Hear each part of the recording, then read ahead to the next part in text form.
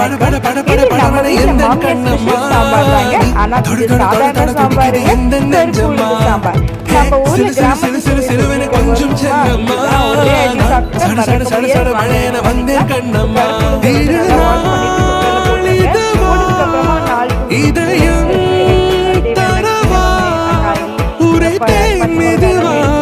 குஞ்சி குஞ்சி வரவா